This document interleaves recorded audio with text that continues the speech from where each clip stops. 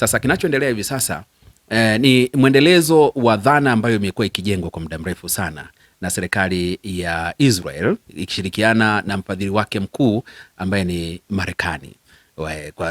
Wamefikia hatua Benjamin Netanyahu ambaye ni waziri mkuu wa sasa akishirikiana na rais wa sasa wa Marekani Donald Trump wameamua kupeleka vikosi na kuanza mashambulizi dhidi ya Irani.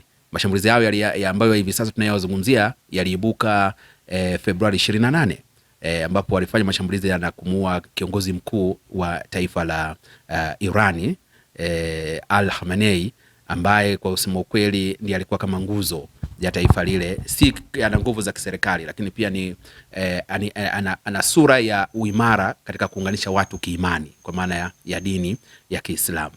Kwa hiyo yule alikuwa ni mtu ambaye unampata kwenye sura mbili. Kiserikali ndiye alikuwa na mamlaka, lakini pia kiimani alikuwa ni kiongozi wa kidini.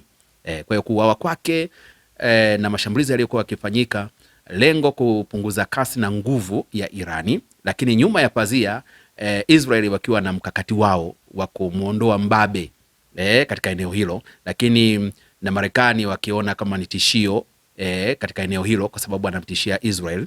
Lakini wakati huo huo Iran kabla ya mashambulizi alikuwa akifanya biashara kubwa sana na China ya mafuta. Kwa hiyo unaweza ukaona kwamba nyuma ya pazia kuna ajenda zaidi ya moja kwa nini wanaishambulia Iran, na mpaka hivi sasa unavyoona mashambulizi ya kote kote. Lakini tunachokiona kwamba pamoja na nguvu kubwa ambayo Marekani wamewekeza kijeshi, lakini Irani kama taifa nalo ilikuwa limejiandaa kwamba muda wowote, wakati wowote, lolote linaweza likatokea. Wamejiandaa na wameweza kujibu kwa kadri ambavyo wameweza, na kwa sasa pamoja na mashambulizi, pamoja na nguvu inayotumika kubwa, lakini naye amejibu kwa kiwango kikubwa sana kushambulia maslahi ya Marekani katika eneo la Mashariki ya Kati.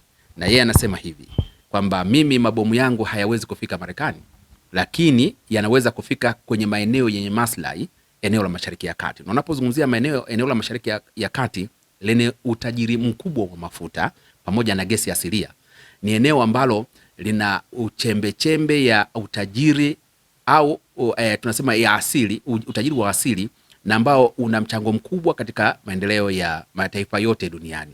Sasa hilo linamfanya Marekani kuwa kwenye eneo hilo kwa muda mrefu sana.